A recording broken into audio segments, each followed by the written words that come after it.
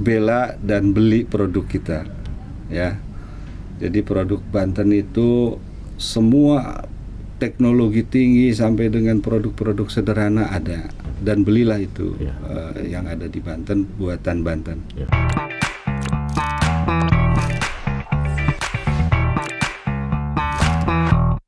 Assalamualaikum warahmatullahi wabarakatuh, sahabat Banten Podcast. Kita bertemu lagi. Pada kesempatan ini kita akan berbincang-bincang dan ngobrol-ngobrol terkait dengan perindustrian yang ada di Provinsi Banten serta perniagaan yang ada di Provinsi Banten. Bersama saya telah hadir Pak Babar Suharso. Assalamualaikum Pak Babar. Waalaikumsalam warahmatullahi. Sahabat Banten Podcast, Pak Babar ini merupakan Kepala Dinas Perindustrian dan Perdagangan Provinsi Banten. Pak Babar, gimana kabarnya Pak Babar? Sehat? Alhamdulillah. Keluarga sehat Pak ya? Alhamdulillah sehat. Kalau dari nama Babar ini kan Sunda banget Pak. Sunda banget Pak ya. Betul.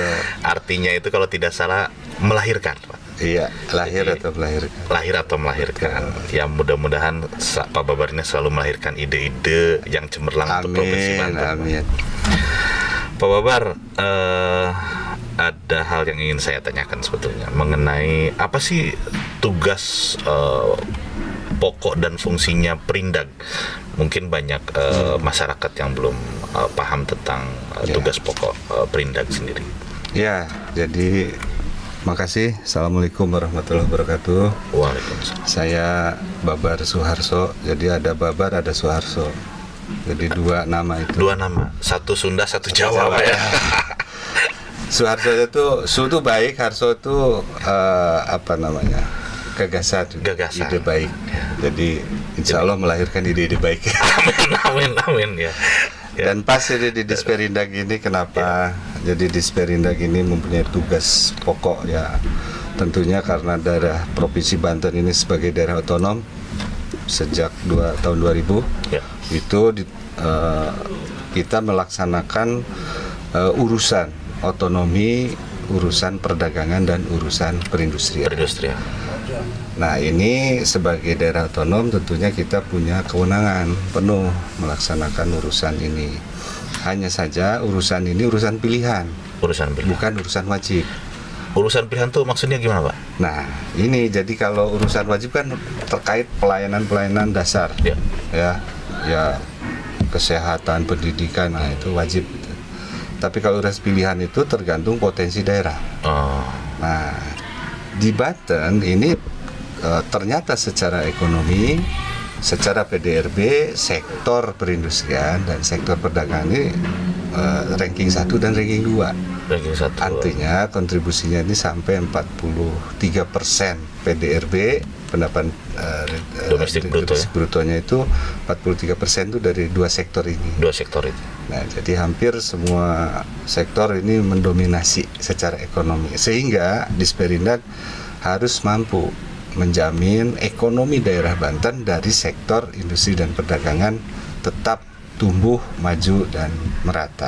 Nah, selain menopang ibu kota juga mungkin Pak ya? Nah, DKI ya? Secara karena lokasi berdekatan kan? Setuju, gitu. Kita punya lokasi strategis berdampingan dengan ibu kota. Nah Pak, di Banten ini sebetulnya kan kita banyak industri ya? Banyak. Total ada berapa industri sih sebetulnya di Banten?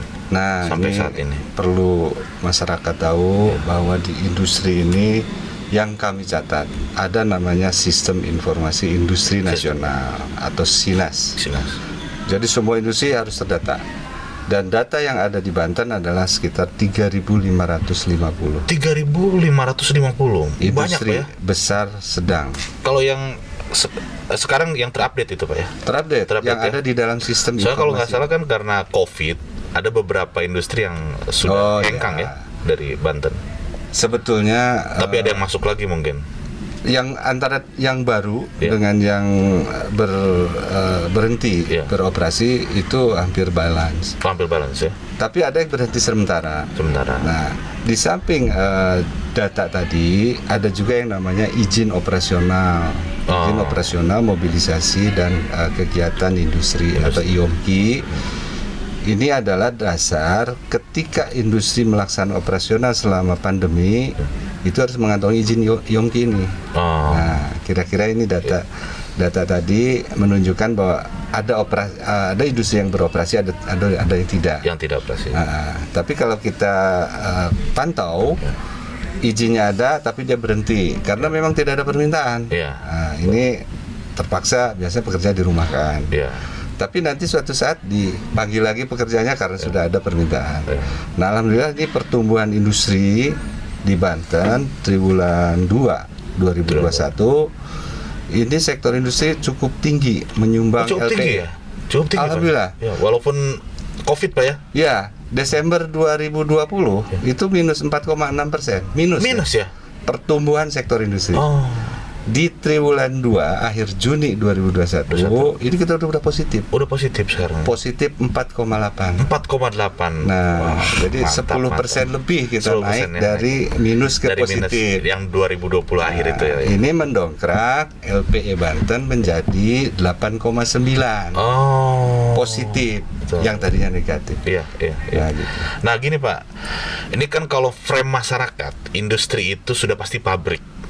Kebanyakannya kan seperti itu, termasuk saya juga Pak. Gitu. Nah, sebenarnya jenis industrinya apa aja sih Pak yang menjadi klasifikasi industri lah sebetulnya?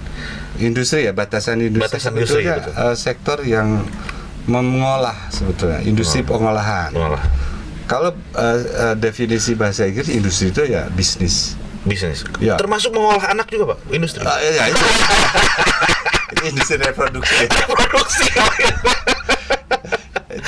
itu biologis Pak. Biologis ya. Kalau kita bicara teknologi, jadi buatan manusia.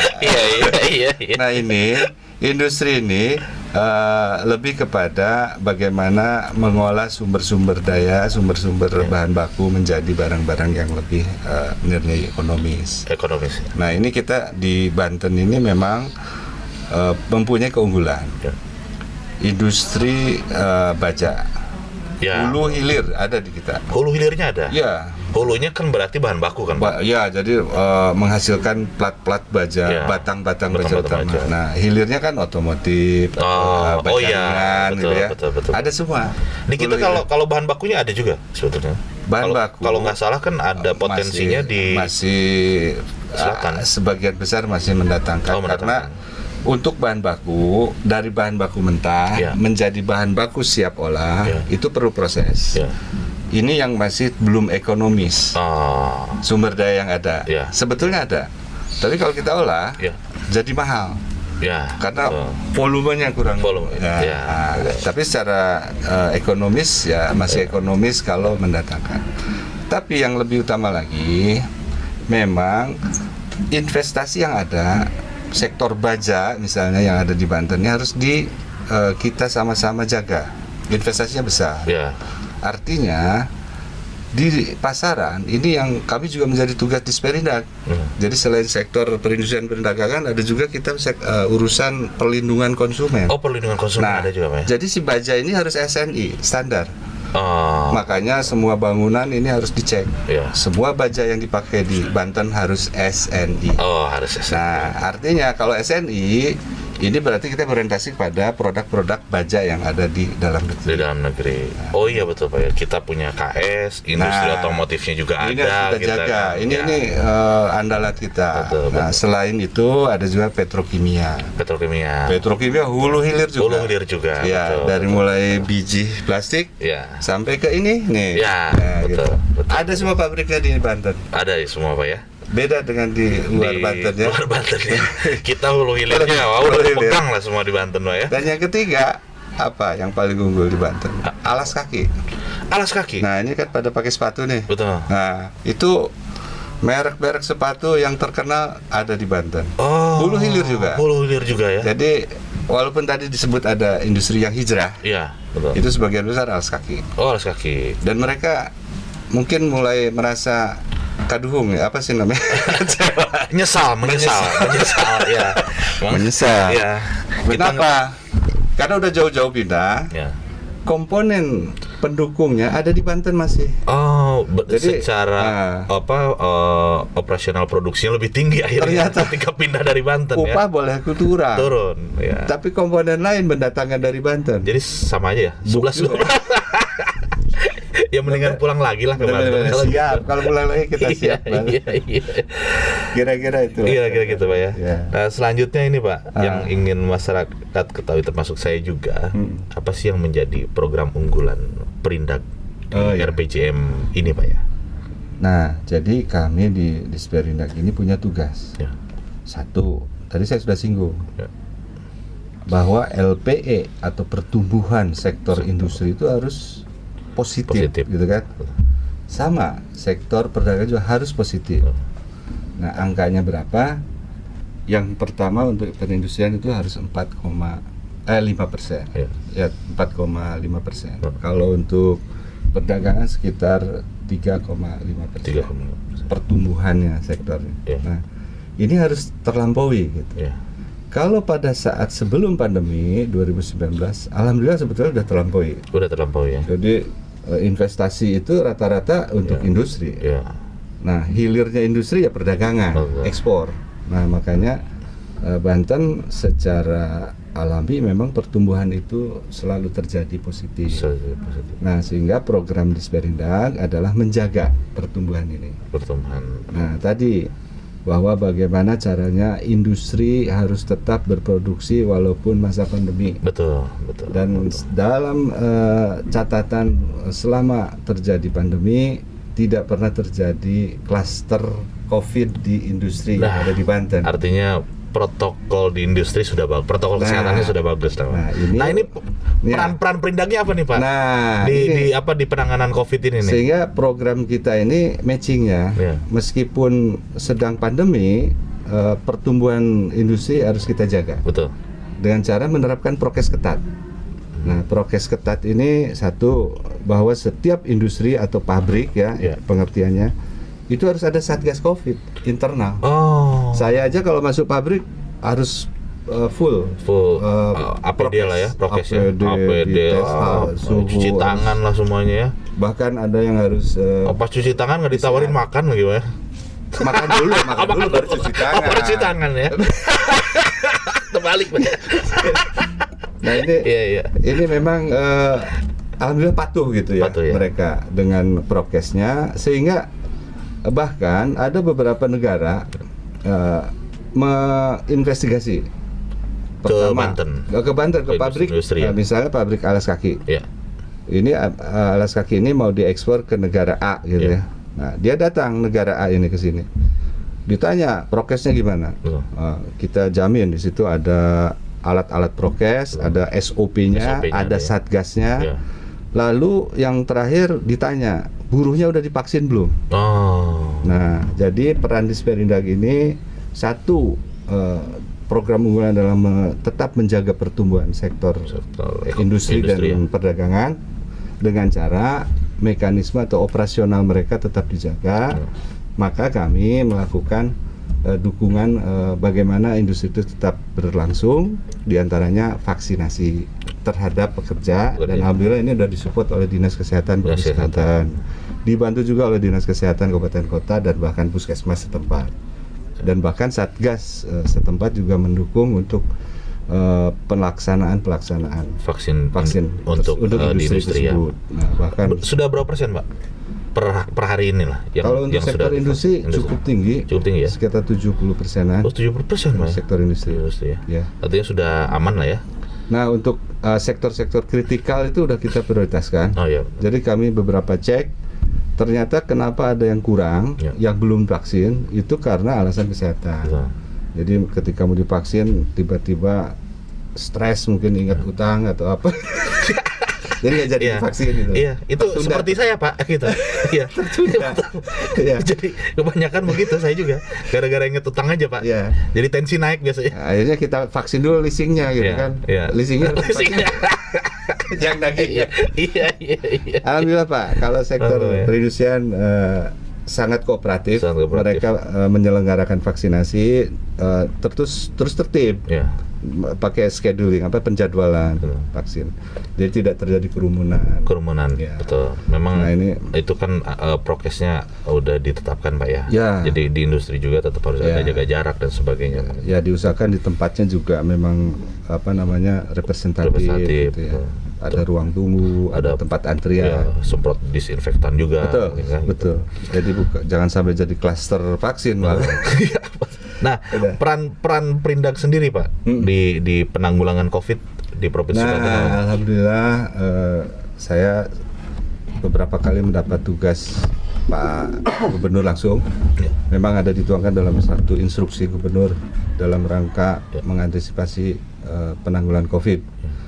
Jadi tidak hanya ini ranahnya atau domainnya dinas kesehatan saja. Betul. Atau dinas sosial atau BPBD. BPBD. Tapi semua OPD Semua yang OPD. punya peran Ya.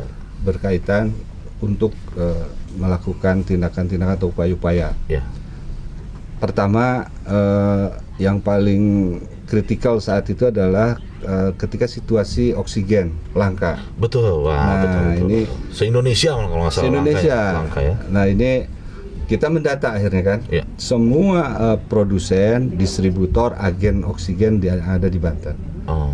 Nah, ternyata ini ada satu sisi kebutuhan industri tinggi. Betul. Oksigen ini Betul. untuk proses industri itu butuh oksigen juga. Nah, tapi sebetulnya suplai oksigen untuk kesehatan itu sudah ada juga. Nah, terjadilah neraca yang tidak seimbang ketika daerah lain yang sudah keduluan kurang, Ya. keduluan langka, itu datang ke Banten. Oh, minta ke Banten Pak ya? Iya, pada ngambil, pada beli, pada ngeborong gitu. Karena kita punya produsennya di sini. Ada produsen. Ada produsennya. Ada berapa Pak produsen di Banten? Kalau produsen Untuk yang besar oksigen? ada 3. 3 ya? 3 ya. Nah, tiga-tiganya semua alhamdulillah sangat support. Sehingga pada saat langka, 2 bulan yang langka itu bulan Juli, Agustus itu kita disumbang oleh beberapa perusahaan besar. Oh, iya. Nah, perusahaan-perusahaan besar ini kita totalkan sekitar 150 per bulan. 150 ton per bulan. ton Per bulan. per bulan. Jadi kalau ditabungkan itu sekitar 15 ribuan tabung gitu. Oh. Kalau memang butuh, rumah sakit udah Tinggal ambil aja di situ. tukar tabung kosong dengan isi. Oh. Ada juga yang bersifatnya tangki ya, Iya. tangki lebih besar. Ada lagi yang di dropping dalam bentuk oksigen cair. Iya.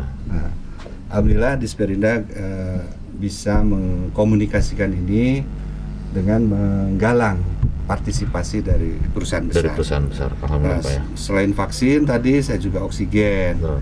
Nah, kemudian juga kami tentu saja membantu khususnya di pasar.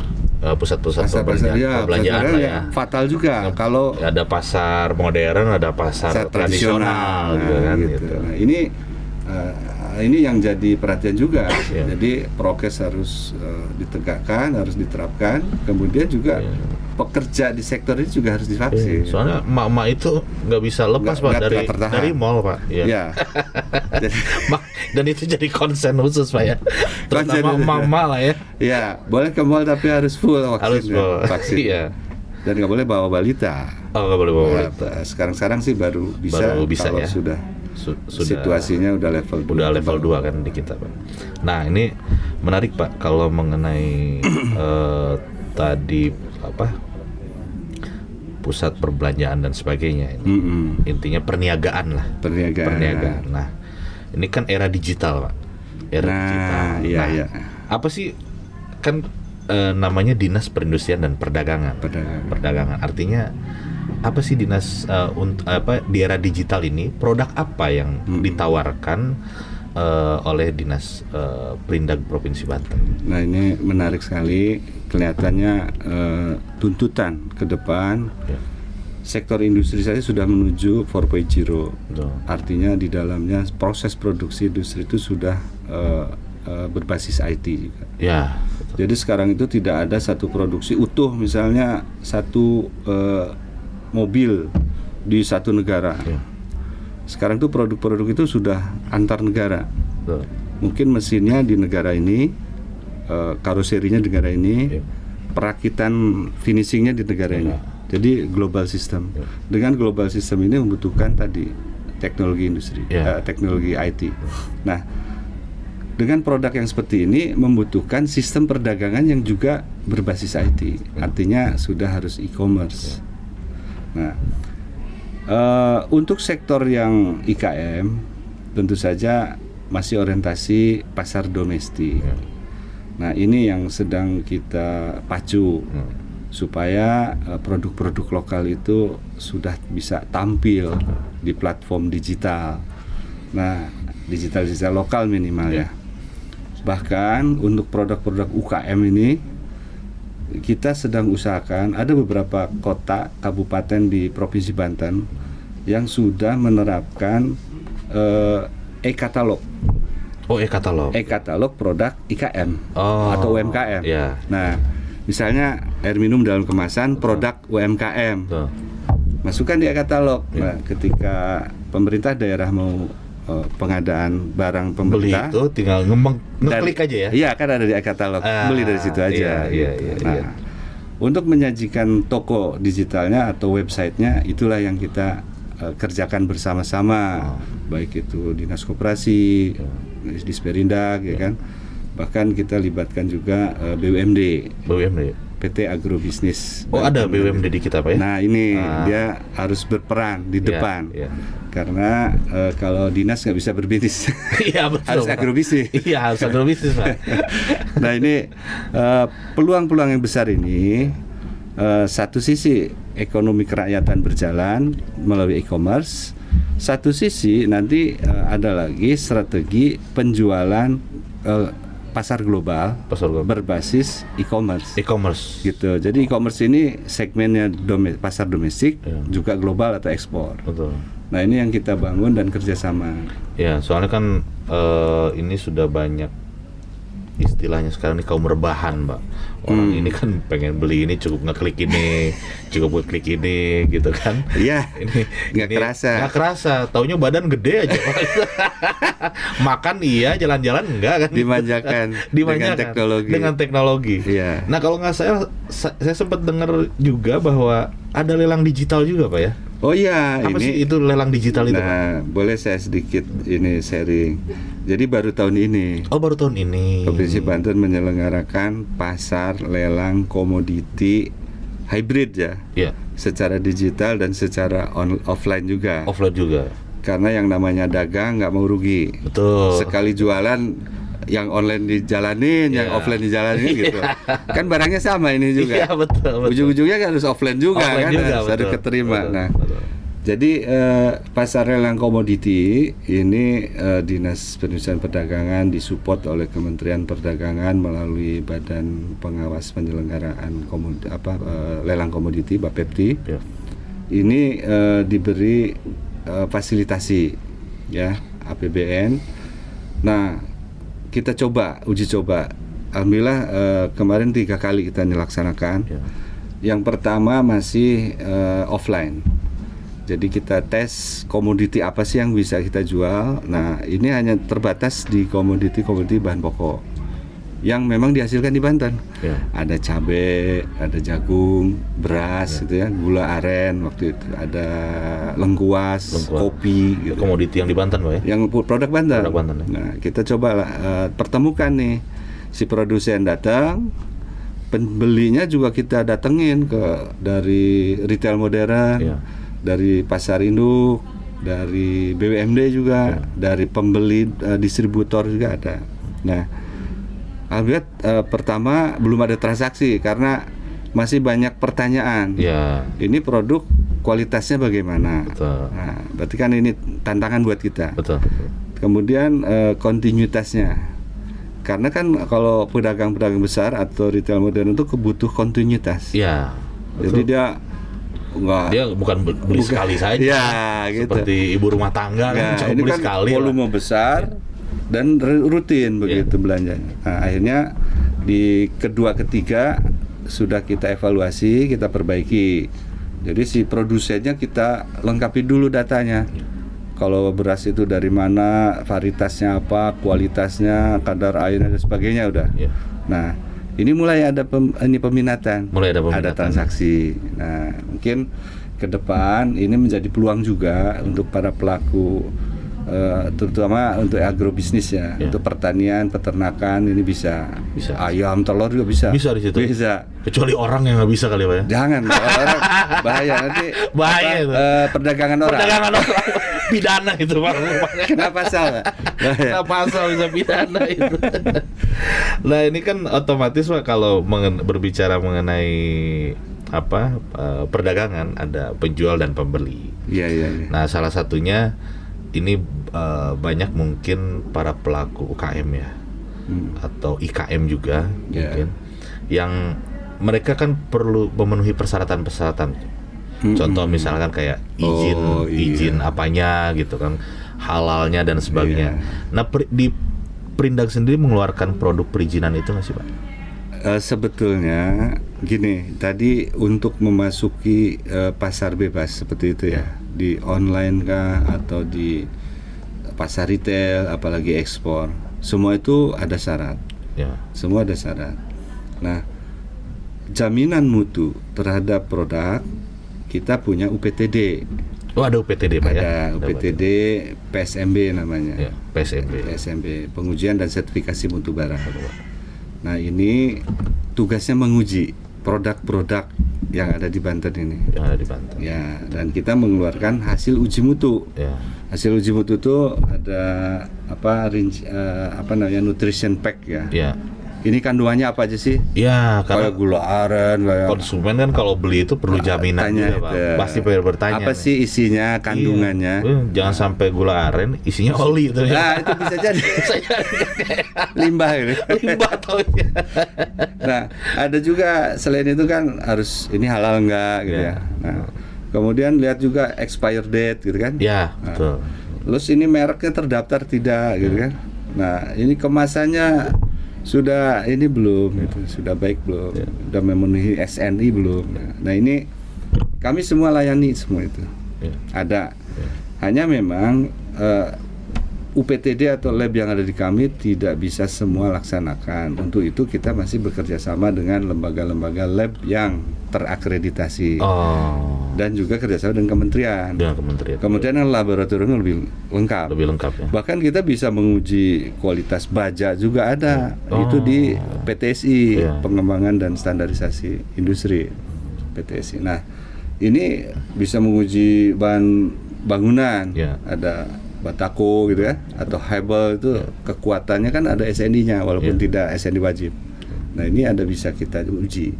Nah, alhamdulillah tahun ini yang sudah kita fasilitasi sertifikasi uji lab itu 369 IKM.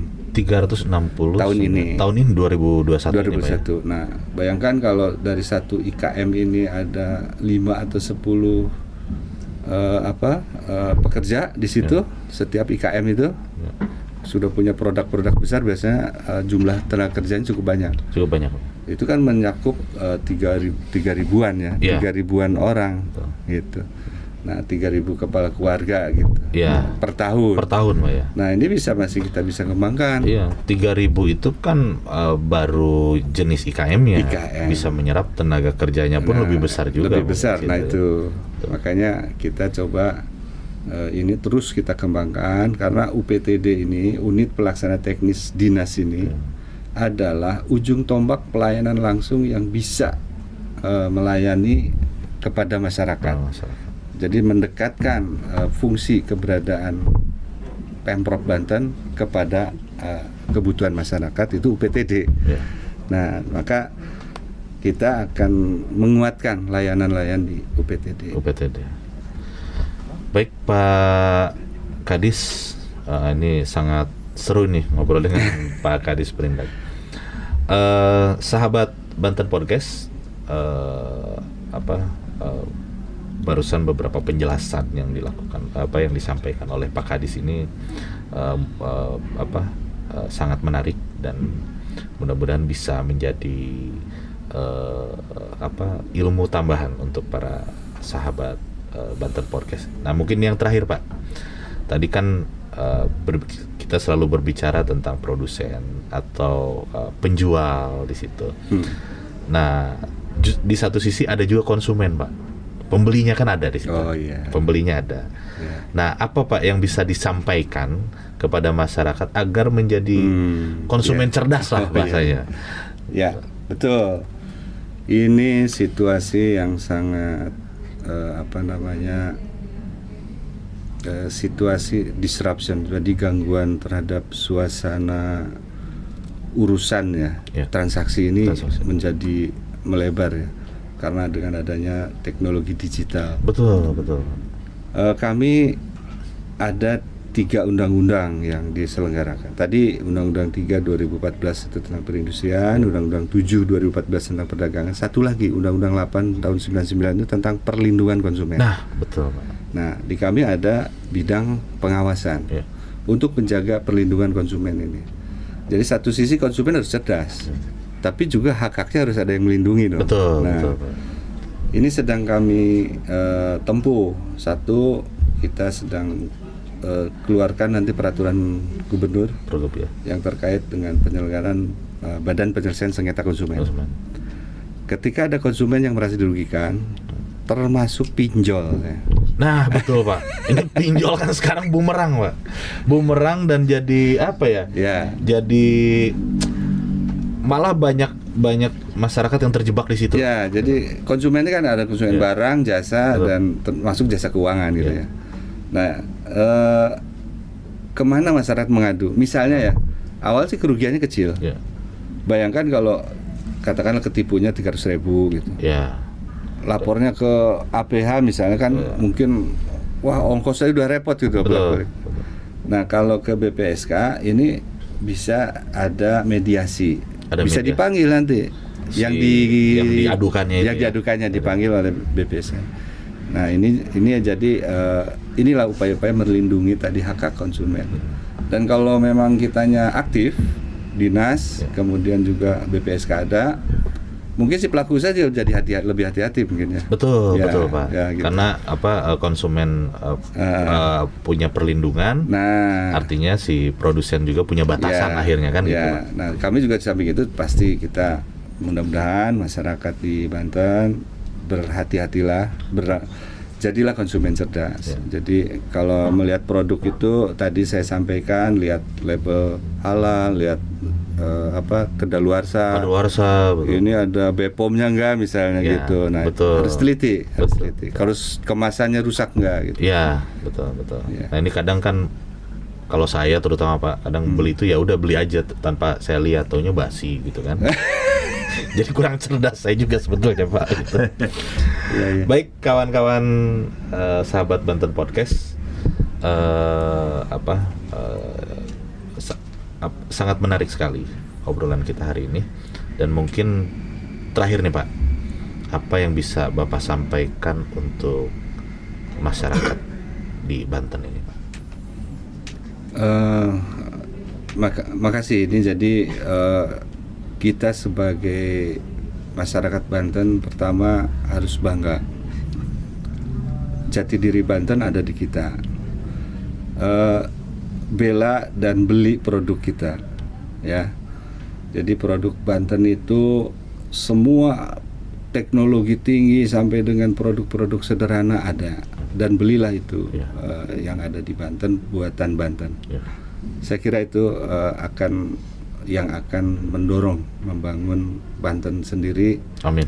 Insya Allah ke depan kita akan mampu lebih maju dan memperkuat ekonomi Banten dengan cara tadi bela dan beli produk Banten. Amin. Terima kasih banyak Pak Babar atas bincang-bincang dan obrolan kita hari ini. Terima kasih Kang Dimas. Kawan-kawan sahabat Banten Podcast, demikian obrolan bersama Pak Babar Suharso. Lengkapnya Insinyur Babar Suharso selaku Kepala Dinas Perindustrian dan Perdagangan Provinsi Banten. Wabillahi taufiq wal hidayah. Wassalamualaikum warahmatullahi wabarakatuh. Waalaikumsalam warahmatullahi wabarakatuh.